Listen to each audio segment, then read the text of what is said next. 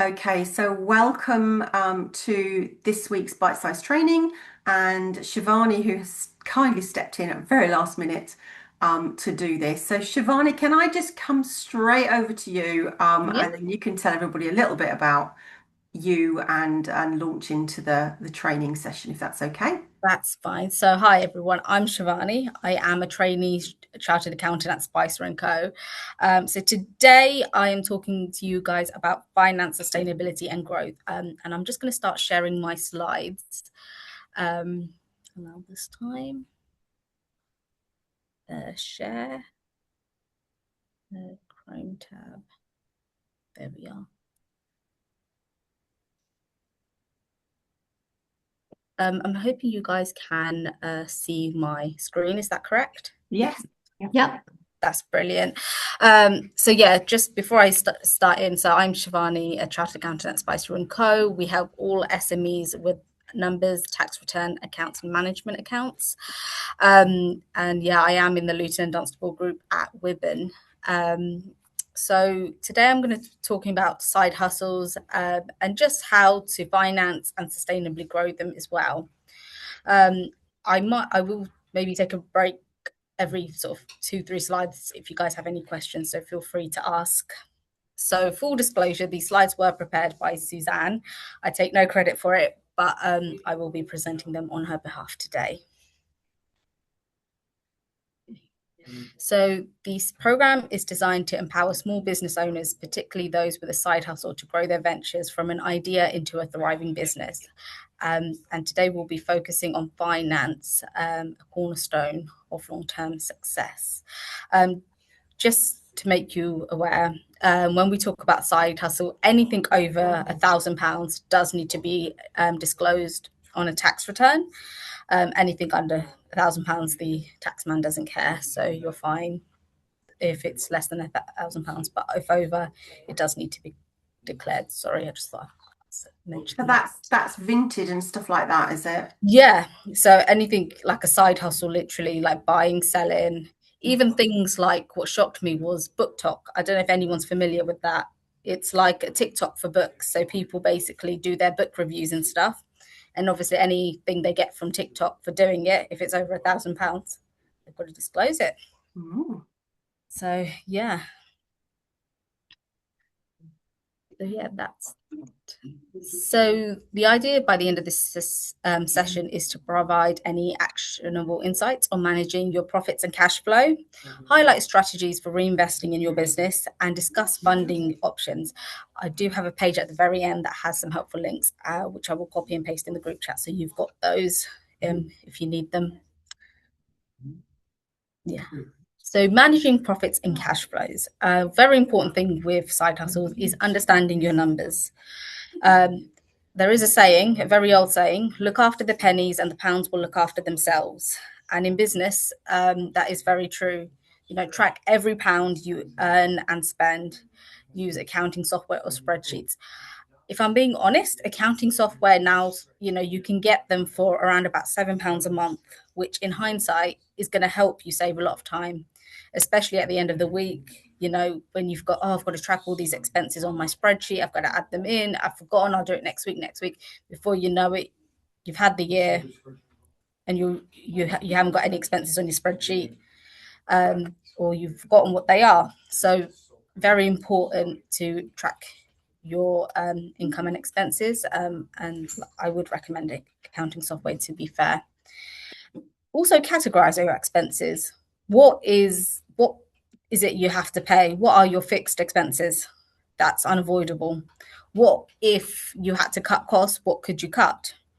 So marketing, for example, it might be that you have a season of marketing, but you don't need it in the 9 months down the line. Or you've tried a marketing cost, it's not working, you're going somewhere else. You know, categorize them so you know what is your fixed, what is variable, and what you can change. So cash flow is the lifeblood of your business. A positive cash flow ensures that you can cover your day-to-day expenses and also have some movement for growth. So in cash flow, you've got your inflows and your outflows. Your inflows are your sales revenue, grants, potentially any loans. You may loan the money to your side hustle business yourself, or may have family or friends willing to invest. Outflow is your rent, supplies, and salaries. One key thing about salaries, in terms of a tax perspective, they can be useful ways to reduce your profit for your business and for tax as well, especially if you're paying yourself a salary, because you are working for the business at the end of the day. So you may as well utilize the NI allowance for it. So tips for better profit management: separate your business and your personal finances. As an accountant, I see it every day. And my biggest tip is, if you are doing a side hustle, have a separate bank account. Don't put it all together. You know, you'll have too many transactions and you'll get lost. And sometimes you won't know the difference between personal and business. So just, have a separate app, have a separate bank account, so you know what it's for. Set aside funds for taxes and unexpected expenses. So, for example, if you are a basic taxpayer, the 20%, make sure you are saving enough to cover your 20% plus your NI. So, NI, depending on your thresholds, can be between 4 and 9%. So, it might be, as a safety margin, you set aside 30% aside to cover any to cover your tax bill at the end of the tax year. And another way as well, we do recommend, is when you have a bank account, maybe separate, have a deposit account for your taxes, that you put money aside each month for your tax bill. And at the end of the year, when you add up your costs, you can always transfer it back into your main account if you've saved more than expected. Regularly review your profit margins and pricing strategy. We live in a very, well, I could say, especially in terms of the oil industry, uncertain times. Oil can go up and down. Same with your prices for your business, cost for your business, sorry. So, if there is, your costs are going up, make sure they're reflected in your sales prices. Okay, so to make sure you are meeting your profit margin targets if you have them. Shivani, Uh, so Sorry. quick Yeah. question. Almost complete newbie here. I haven't done a tax return for my business as of yet because I'm still quite new in the process. Tax returns are due like on the 31st of January. So when does tax need to be paid? Is it at that same point? Same point. So it's a bit of at the minute, they have introduced making tax digital. Have you heard of that yet, Emma? I have, but we're not there yet. No, that's fine. So at the minute, yeah, it is 50 plus. Next Yeah. year it'll be 30 plus, and the year after that it's going to be 20 plus. So at some point, I'm sure they're going to make it that every self-employed will have to face it. So the way it works, currently, you are right. It has to be filed and paid by the 31st of January. Right. But with MTD coming into place, I think we are not. I think accounting software is unavoidable. You will need to get it at some point, and you would have to submit your figures quarterly. But the payment date will always be the 31st of January. Does that make sense? Sorry. Well, yeah, for me currently, if I owe tax for this, so I owe tax, I've got to pay it on the 31st of January. You're saying it's due and payable on the 31st of January, and then when it goes to making tax digital, do they make you pay quarterly then? No, they're still, at the moment, it is still the 31st of January, but I wouldn't put it past them if it does change. The only other thing to be aware about is, if your tax bill is greater than £1,000, they will ask for something called payments on account. And that's basically where you have to provide pretty much the same amount of money. The first year will be the hardest because you're going to be paying two lots of tax, whatever your tax bill is, times two. And that's because they're saying that's the provision for the following tax year. Okay. Yeah. Handy to know. Yeah, and the second payment is always due in July. So the first will be 31st of January. The second payment account is due 31st of July for the following tax year. Sorry, I did say I would go for any questions. So is there any questions I can answer if anyone else? I think we'll just shout Shivani as they come up. Yeah, That's all right yeah, with you. that's fine. Yeah, no, absolutely. That's fine. Okay, so next one, reinvesting in your business. It is crucial to reinvest in your business. It fuels growth, enables you to expand, bring out a new product or service that maybe you find that there is a demand in your market, or anything you feel the market isn't doing well, something you can offer. It can help develop your own USP within the time. It builds resilience. It prepares your business from economic challenges as well. The biggest example I think we've seen in our generation is COVID. No one had thought they'd need 2 years worth of savings to cope, especially if you were a cafe or restaurant. Things to consider when reinvestment. Technology, technology and I think A&I pretty much go hand in hand. These are tools that can help save you lots in time, because it can some of it do the work for you, especially if you are like a mechanical business into software or administration. It's going to help process your administration faster and any management faster as well. We see it in accounting technology ourselves. What used to be manually putting invoices on, you can now just scan in and it will code themselves. Marketing, amplify your brand through social media ads and content marketing or events. So, invest in marketing, but really important, make sure whoever your target is, whatever channels you use for marketing, they are hitting the channels of your target audience. Skills, enrolling training programs to boost your expertise of that or of your team. So, naturally, we find with business, especially in startups, people do lack the confidence, the managerial skills. There is coaching available outside that can help you, boost your confidence in the business and bring value to yourself and the business in what you do. So strategies for effective reinvestment: allocate a fixed percentage of your profits back into the business.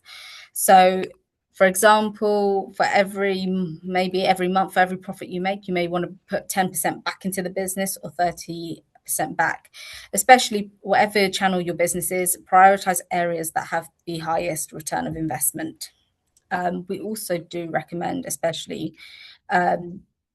with business startups, that you try to make sure you have at least 3 to 6 months worth of savings to cover for a rainy day, should you need it.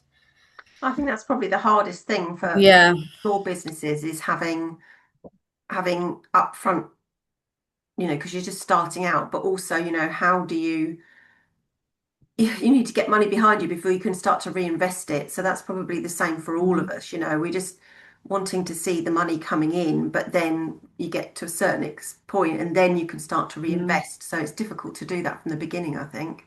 It is difficult, but I think, one thing we say, like you would with any tax or VAT, like, for example, if you are a small business and then you become VAT registered, the only way to cover your VAT bills is literally increase your price by 20%.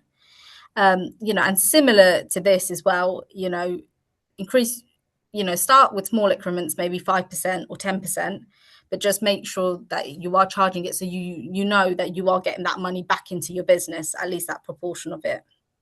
I know it's not always, it's easier said than done, because especially when you are a startup, you're thinking, how is this going to work? Is this going to work? Am I going to be able to do this? But, cost is crucial. Money is key in a business. So, allow a safety net of margin, I think, is what I would suggest. Yeah. Is there any queries? I can't see it. Hang on. I can't see people either. Let me put them on.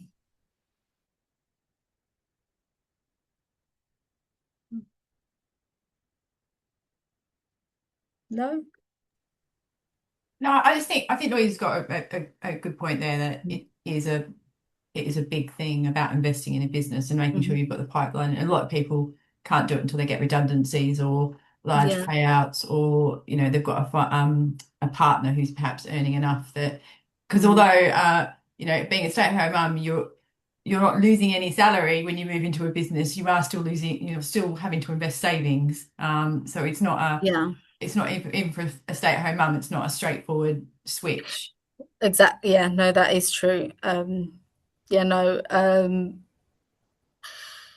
I wonder if the careers coaches, I'm just thinking there's someone in my network who talks to people when they're thinking about moving from corporate, and I wonder if that's something that he talks to them about, is their cash flow and their pipeline, about how much they need to invest and how much they're moving from perhaps a corporate salary of 80, 90, 100 to not just no salary, but also having to reinvest that salary. I wonder if he flags that as a the only thing, if I'm being honest, what we find in our business as well is people who do come to become self-employed, it starts when they're still working, basically.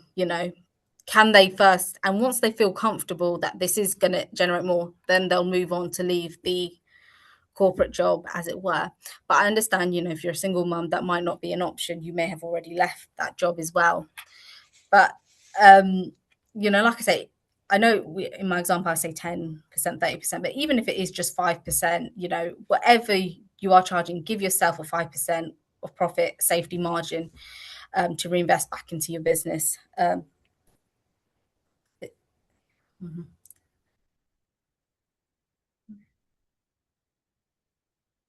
Can everyone hear me? Sorry. Yeah. Yep, perfect. Okay. Yeah. So yeah, sorry, does that answer your question, or no? Yeah, she's nodding. Yeah, nodding. Perfect. Sorry, because I've got my slides, so I can't see anyone's faces. Yeah, exploring funding options. So you've got your traditional funding options, bank loans. So they're ideal for established businesses with strong credit histories. There are also credit lines, flexible funding for short-term needs. Again, they are often available through your bank. There are alternative funding options with lower costs. So crowdfunding is a platform where Kickstarters or GoFundMe can rally community support, especially if you have a business that you feel is going to support your community. There are people there who may be willing to invest. There are some grants that are available. So especially if you're a research business, there are grants available in your region or industry, like Innovate UK, Small Business Grant Fund. There are some links as well, by the way, that I am going to put on the group chat soon. And these Innovate UK Small Business Grant Funds, they offer free support and grants to your local Chamber of Commerce, and often shares information about available grants.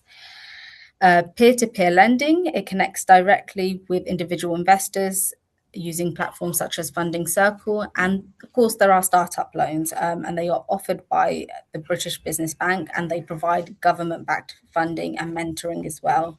So there is some support available if you are just a startup. There's the King's Trust, so a free enterprise program with support to start businesses if you are between 18 and 30 years old. And they do offer grants to up to 5,000 to 25,000 as well. Another thing is, with these grants, they do sometimes ask you to pitch your idea to investors, so it can be a bit of a dragon's den moment.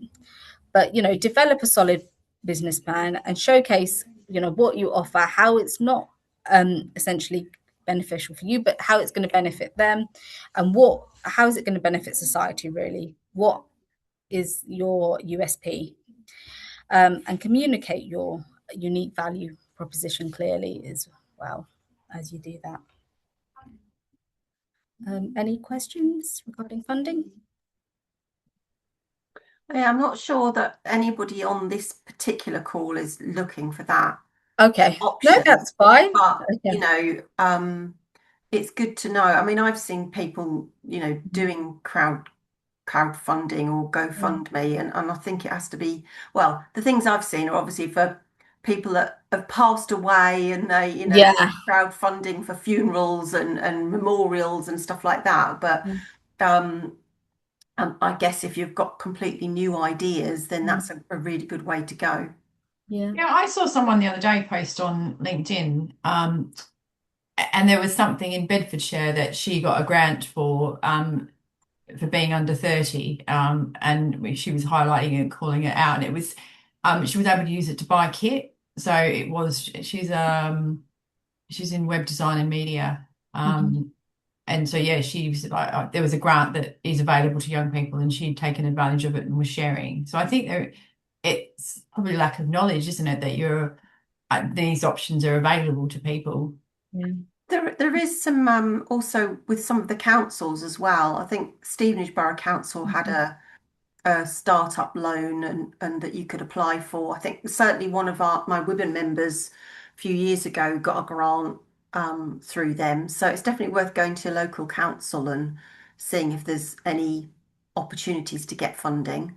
No, I mean, like we say to most, because as an accountant, we have a variety of businesses, even community-based businesses. You can only try, write to your council, explain costs are high. Is there any funding for me? This is what I do. This is how it benefits the community.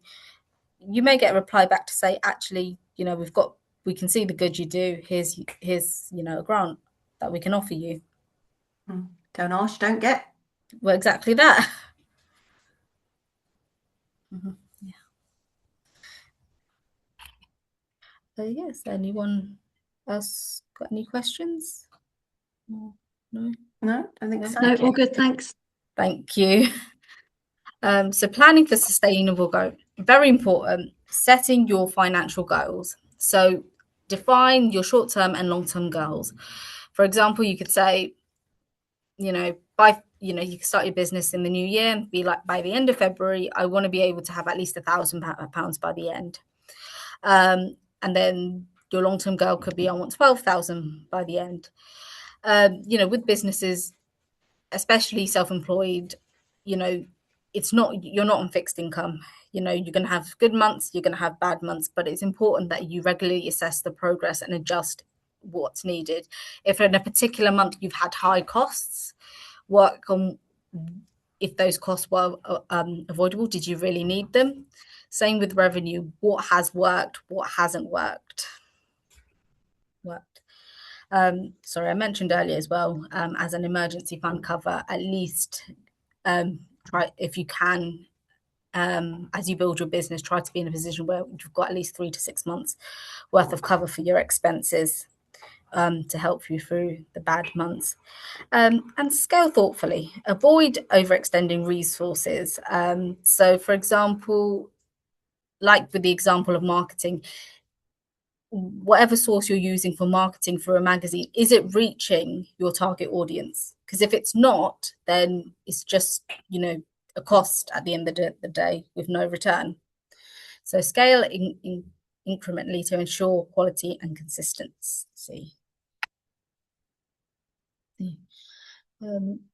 Is there any questions I can answer? Any queries on sustainable growth?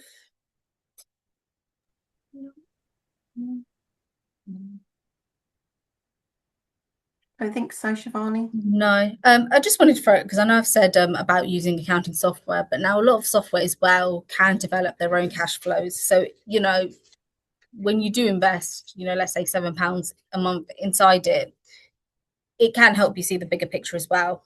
What months are good, what months are bad, where your shortfall or excess is. So, again, I think, make sure you do invest in platforms that are going to help you grow. Barney, can I ask a question on that front? Yeah. So I recently signed up to Zero Simple because I am going to have to do Making Tax Digital. I just wanted to get a better handle. But I find that I quickly, so my business works. There's always a bit, but it's on a monthly basis, and it's always a bit of panic towards month end. Well, not panic, but lots of things to do and sort and finish off. And then suddenly the new month starts, and suddenly I've probably got a new offer that I've got to get out to my customers and tell them about. So I just feel like, whoa, hang on a minute. I've not finished last month before the next month starts. And suddenly I'm like, oh, wow, I never did anything about that. I've never, I've never reconciled. Have you got any advice as to when would be a good time of the month for me to be sorting my finance shizzle out? So in terms of Zero Simple, at the minute, the advice we're actually saying to our MTD clients who are affected, on the weekend, while you're having your coffee in the morning every week, just make it a little bit of a routine to just tidy it up, clear those transactions at the end of each week. So it is done, and try not to let it build up. I mean, Okay. I can't say how many transactions you have, but you know, if you're on top of it each week, you know, by the time you've hopefully finished your coffee, you've probably done your. The only thing I was going to ask you, with Zero, you there is also HubDoc that integrates with it for free, so it can be as easy as literally taking a picture and it's uploaded on the cloud, and then you know it's just on a Saturday you just code it and then match it up to Zero. I don't know if you were aware of that. What did you call it? HubDot. HubDoc, yeah. HubDoc. It integrates with Zero. So it basically, you just take, if you have the app on your phone, you can literally just take a picture of your receipt as you go. And then, like we say, at the end of the week, just code it up and match it to Zero. That sounds interesting. I'll definitely have a look into that. Thank you. Yeah, no worries. I mean, I'm in and out of my accounts all the time, so I don't. Well done, Louise.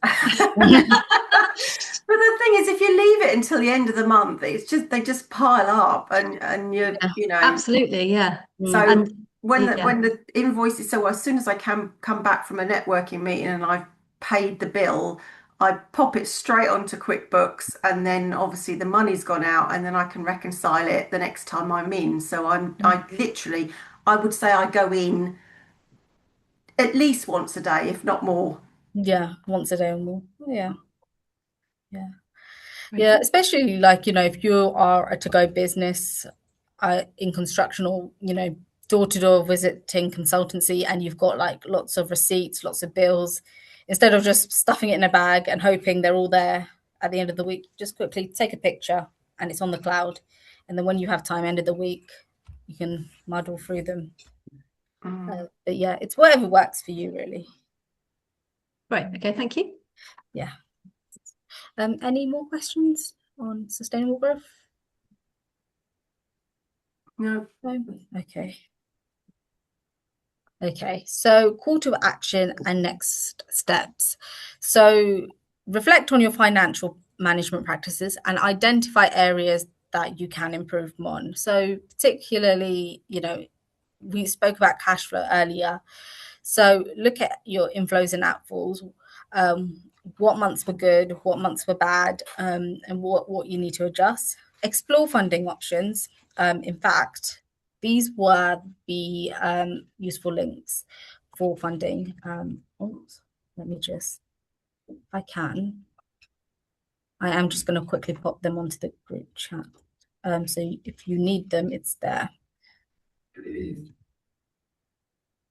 Sorry. Bear with me. Control C. Do we have a chat box? Yeah, it's at the bottom. Oh, yes, there it is. Mine. I'm blind today, sorry. Okay, they are there if you need them, sorry. Okay, and then if I go back, and then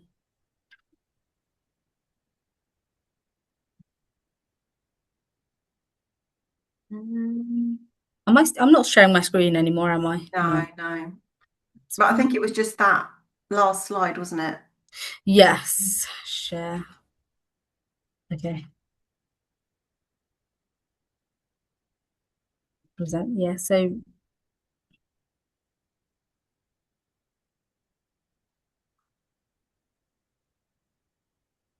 Yeah, sorry. So yeah, reflect on your financial management, explore the funding options, and write to your council as well. As Louis said, if you don't ask, you don't get, quite simply. And also commit. I think biggest highlight as well in terms of financial terms, commit to reinvesting. If this was a tax, you would set money aside for that. So why not put money aside for your reinvestment as well? I understand that at the early stages it is hard, but as small as 5% each month, you would invest in a tax, so why not invest in yourself?